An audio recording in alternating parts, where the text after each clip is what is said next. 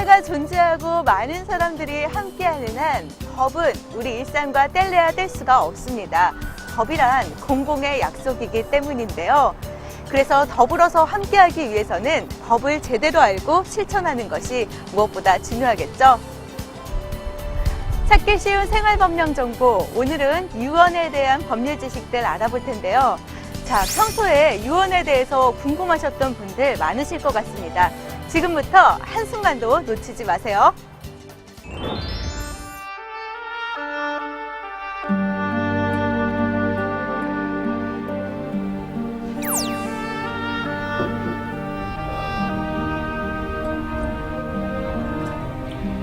여보,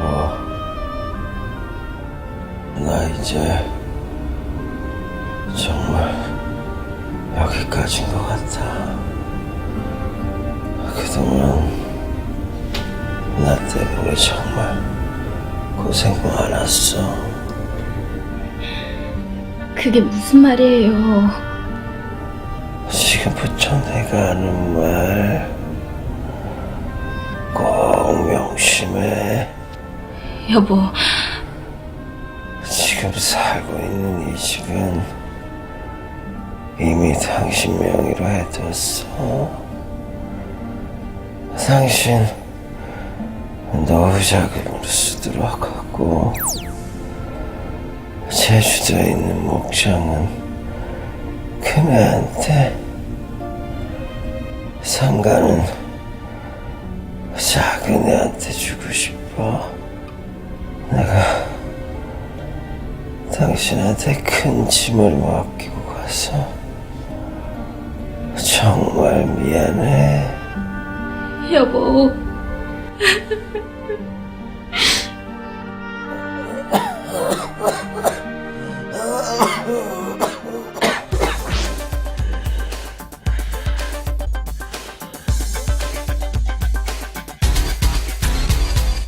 네, 우리가 이렇게 흔하게 영화나 드라마에서 볼 수가 있듯이 누군가의 병상에 가족들이 둘러앉아서 임종의 순간을 함께 맞이합니다.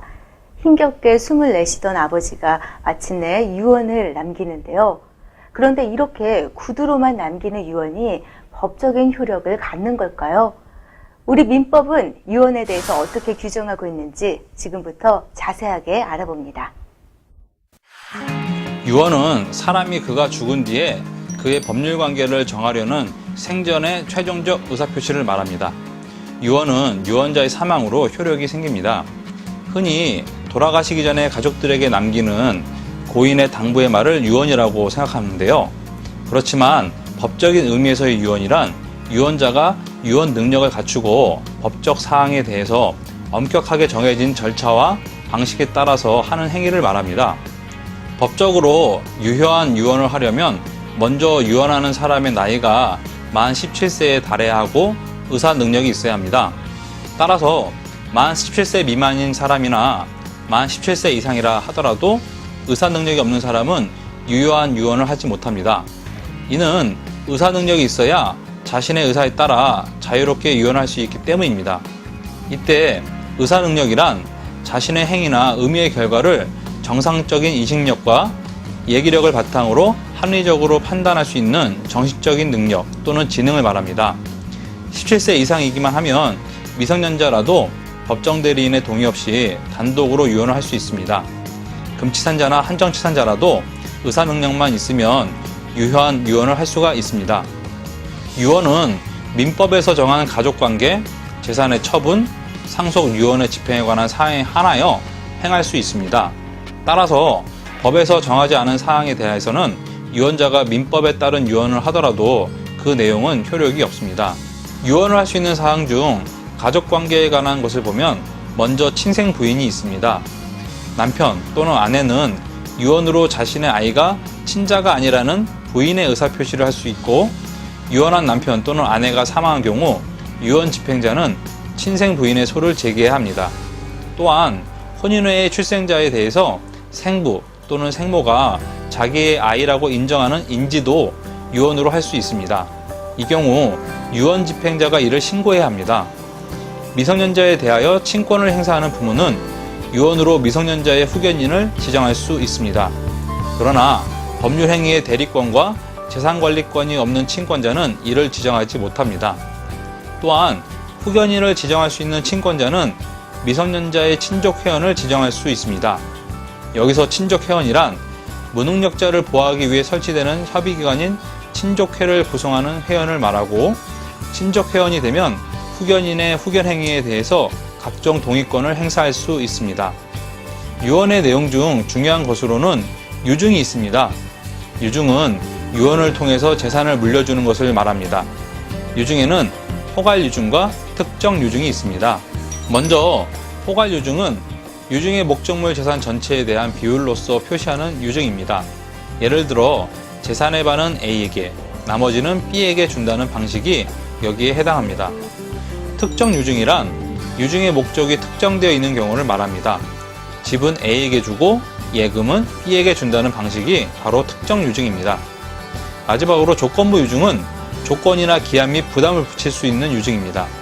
예를 들어서 A가 대학에 가면 등록금을 유증하겠다는 것은 조건부 유증이 됩니다. 우리 법은 유언의 방식으로 5가지를 정해놓고 있습니다. 이러한 5가지 방식이 아닌 다른 방식으로 남기는 유언은 법적 효력이 없습니다. 유언의 방식을 이렇게 엄격하게 정해놓은 것은 유언의 내용과 효력을 둘러싸고 다툼이 벌어지는 일이 많기 때문입니다. 첫 번째 방식은 자필 유언 증서입니다. 자필 유언 증서는 미리 스스로 유언장을 작성하는 것입니다. 반드시 자필이어야 하기 때문에 워드 프로세서나 타자기로 작성한 것은 인정되지 않습니다. 또 스스로 내용, 날짜, 주소, 성명을 적고 날인을 해야 합니다. 이 중에서 하나라도 빠뜨리면 무효가 됩니다. 다만 필기용구나 용지는 어떤 것이라도 상관없고 외국어로 작성하더라도 자필로 쓴 것이면 괜찮습니다. 날인도 유언자의 것이라고 판명되면 상관없고 지문을 찍어도 괜찮습니다. 두 번째 방식은 녹음에 의한 방식입니다. 유언자가 직접 녹음을 하게 함으로써 진실한 의사를 확인하는 것입니다. 유언을 하는 사람은 유언의 내용을 녹음하고 녹음한 날짜와 성명도 말해야 합니다. 녹음으로 유언을 남길 때에는 반드시 1명 이상의 증인이 필요합니다. 증인은 유언자가 자유로운 의사로 녹음했다는 사실과 증인 자신의 인적 사항을 함께 녹음해야 합니다. 하지만 미성년자나 한정치산자, 금치산자는 증인이 될 수 없습니다. 또한 유언에 의해서 이익을 받을 사람이나 그 배우자, 직계혈족도 증인이 될 수 없습니다. 세 번째로는 공정증서에 의한 유언이 있습니다. 가장 많이 사용되는 방식입니다. 유언을 하는 사람이 2명의 증인을 데리고 공증인에게 가서 유언의 내용을 말하면 공증인이 이를 확인하고 유언장을 공증사무소에 보관하는 방식입니다.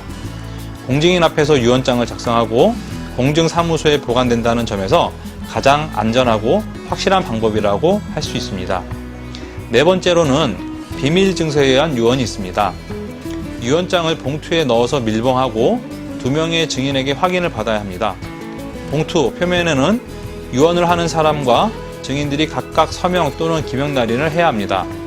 이때 밀봉된 유언장은 5일 이내에 법원에 가서 확정일자를 받아야 합니다. 비밀증서에 의한 유언은 유언의 내용을 다른 사람에게 알리고 싶지 않을 때 유용한 방식입니다. 그러나 실제로는 유언장의 분실 유연성이 높고 분쟁 가능성이 높아서 많이 이용되고 있지는 않습니다. 마지막으로 구수증서 유언이라는 방식이 있습니다. 질병이나 급박한 사정으로 위와 같은 4가지 방식으로 유언을 할 수 없을 때 증인 2명 이상의 앞에서 유언을 하면서 그중 1명에게 유언 내용을 받아 적게 하는 방식입니다. 유언을 한 날로부터 7일 이내에 검인을 받아야 합니다. 직접 작성한 유언장이 아닌 만큼 법원의 확인을 받게 하는 것입니다.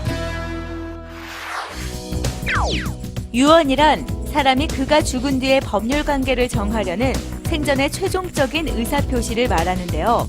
이 유언은 유언자가 사망한 때부터 그 효력이 생깁니다. 유언은 의사 능력이 있는 만 17세에 달한 사람이 할 수가 있는데요. 따라서 만 17세 미만인 사람이나 만 17세 이상이라도 의사 능력이 없는 사람은 유효한 유언을 하지 못합니다. 이는 의사 능력이 있어야 자신의 의사에 따라 자유롭게 유언할 수가 있기 때문입니다. 유언은 법정사항, 즉 법률로 정한 일정한 사항에 한해서 할 수가 있는 행위인데요. 민법에서 정한 유언 사항에는 가족관계, 재산의 처분, 상속 유언의 집행에 관한 사항 등이 있습니다. 법적으로 인정받을 수 있는 유언의 방식은 5가지인데요. 그중 가장 많이 쓰이는 방법은 스스로 작성하고 날인하는 자필증서 유언입니다.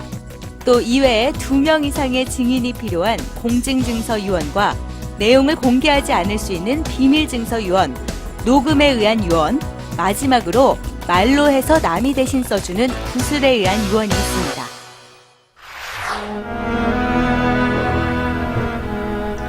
첫째는 연락 없어. 네, 없어요. 그럼 둘째는 전화도 없어. 네. 이놈들을 당장 김 변호사한테 전화해. 여보, 이렇게 흥분하면 정말 큰일 나요. 그렇게 문간이 닳도록 번질나게 드나들더니 내가 이제 유언장 썼다 이거 아니야. 내 목숨 붙어있을 때 유언 다시 할 거야. 내 이놈들한테 한 푼도 못 줘. 당장 김 변호사한테 전화 놔.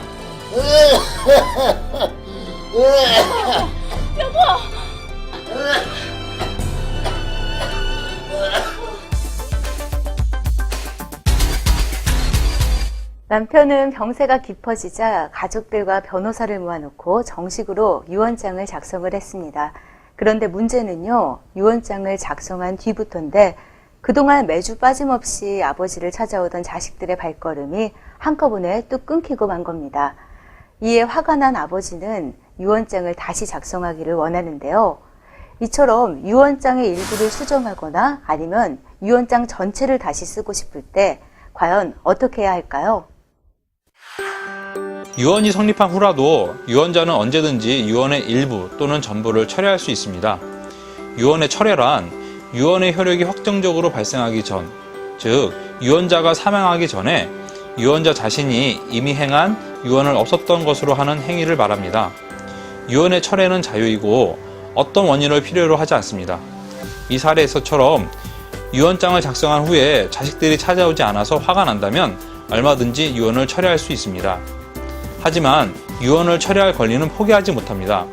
만일 이 권리를 포기할 수 있도록 해놓으면 그 후 사정이 바뀌더라도 유언의 내용을 변경할 수 없기 때문에 유언자의 최종적인 의사를 존중하기 위해서 유언을 철회할 권리는 포기를 못하도록 하는 것입니다. 또한 명시적으로 유언을 철회하지 않더라도 철회로 보는 경우도 있습니다. 몇 차례에 걸쳐서 유언을 남겼을 때, 그리고 앞뒤의 유언 내용이 저촉되거나 유언 후의 생전행위가 유언과 저촉되는 경우에는 그 저촉된 부분의 전 유언은 이를 철회한 것으로 봅니다. 또한 유언자가 고의로 유언 증서 또는 유증의 목적물을 훼손한 때에는 그 부분에 관한 유언은 철회한 것으로 봅니다. 따라서 유언자가 사망한 이후에 여러 통의 유언장이 발견되었을 경우에는 최후의 유언장이 유효하게 됩니다. 유언이 철회되면 유언이 처음부터 없었던 것이 되기 때문입니다. 유언이 성립한 후에라도 유언자는 사망 전에 언제든지 유언의 일부 또는 전부를 철회할 수가 있는데요. 유언의 철회는 유언으로만 해야 하는 것은 아니고 생전 행위로도 할 수가 있습니다. 네, 지금까지 유언에 대한 기본적인 법률 상식들 함께 알아봤는데요. 어떻게 조금 이해가 되셨나요? 아직도 유언에 대한 궁금한 점들 많으시다고요? 그래서 지금부터는 유언에 대한 궁금한 점들, 국민들의 사연을 함께 들어보겠습니다. 저희 아버지는 예전부터 재산을 아들에게만 물려주겠다고 하셨는데요. 저와 엄마한테는 안 주시고요. 만약 아버지가 돌아가신다면 예전에 하셨던 이러한 말들이 유언으로서 효력이 있나요? 저희 어머니가 제가 결혼해서 자식을 낳으면 그때 가서 집을 주신다고 하셨는데 만약 제가 결혼하기 전에 어머니가 돌아가시면 어떻게 되는 거죠? 그냥 진짜 결혼하고 자녀를 낳을 때까지 어머니 유언대로 재산을 상속받을 수가 없는 건가요? 부모님이 반대하시는 결혼을 한 지 7년이 됐는데요. 이 사람과 결혼을 하면은 재산이고 뭐고 아무것도 안 주신다고 그러셨고 실제로 아무것도 안 해주셨어요. 그런데 어머니께서 지금 병원에 누워 계신데 아무 말씀도 못 하시거든요. 근데 진짜로 만약에 돌아가시고 나면은 이 말들이 실제로 유언으로서 효력이 있는 건가요? 법정 방식에 의하지 않은 유언은 무효입니다. 또한 17세 미만의 사람이 한 유언이나 의사 능력이 없는 사람이 한 유언은 무효입니다. 사회 질서나 강행법규에 위반된 유언도 무효입니다. 예를 들어서 범죄를 저지를 것을 조건으로 재산을 물려준다는 유언은 무효입니다. 이렇듯 무효인 유언에 대해서는 누구라도 무효임을 주장할 수 있습니다.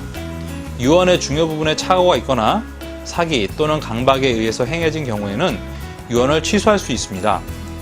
사기에 의한 유언은 다른 사람에게 속아서 하는 유언을 말하고 강박에 의한 유언은 타인의 강박으로 공포심에 빠져서 한 유언을 말합니다. 예를 들어 A가 자신을 간호해 주겠다고 생각하고 A에게 재산을 물려주는 유언을 했는데 실제로 간호를 한 것은 B인 경우에는 중요 부분에 착오가 있는 유언으로서 취소할 수 있습니다. 아버지가 생전에 아들에게만 재산을 남겨주시겠다고 말씀하신 것이 유언으로서 효력이 있느냐는 질문이 있었는데 이러한 말씀은 민법이 정한 방식에 의한 유언이 아니기 때문에 무효입니다. 따라서 아들이 혼자 재산을 갖겠다고 주장을 해도 받아들여지지 않습니다. 결혼해서 자식을 낳으면 그때 가서 집을 사주신다는 유언에 대한 질문도 있었습니다. 법적인 방식에 따라서 그런 유언을 하면 유언자가 사망한 후 결혼을 해서 자식을 낳으면 유언의 효력이 발생합니다.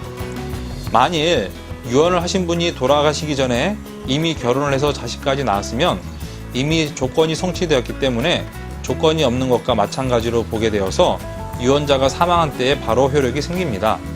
유언에 대해서 보다 자세한 사항을 알고 싶다면 법제처 홈페이지에 찾기 쉬운 생활법령 정보를 참고하시길 바랍니다. 민법이 정한 방식을 갖추지 않은 유언, 17세 미만인 사람 또는 의사 능력이 없는 사람의 유언, 사회 질서, 강행법규에 위반한 유언 등은 무효로서 누구든지 유언의 무효를 주장할 수가 있습니다. 또한 유언이 중요한 부분에 착오가 있거나 사기, 강박에 의해 행해진 경우에는 그 유언을 취소할 수가 있는데요. 이때 유언자, 상속인 또는 유언 집행자는 취소권의 행사기간 이내에 취소를 주장해야 합니다. 어쩌면 우리 모두가 살면서 한 번쯤은 이 유언장을 작성할 날이 오겠죠. 죽음을 앞둔 순간, 이 마지막 순간에 법적인 문제에 맞닥뜨려야 한다는 게 조금은 씁쓸한 일이기도 한데요. 하지만 한편으로는 사람은 태어나면서부터 죽을 때까지 모든 순간을 법과 함께 한다는 생각이 들었습니다. 자, 오늘 준비한 내용 여기까지입니다. 다음 이 시간에는요, 더욱더 알찬 내용 가지고 다시 찾아뵙겠습니다.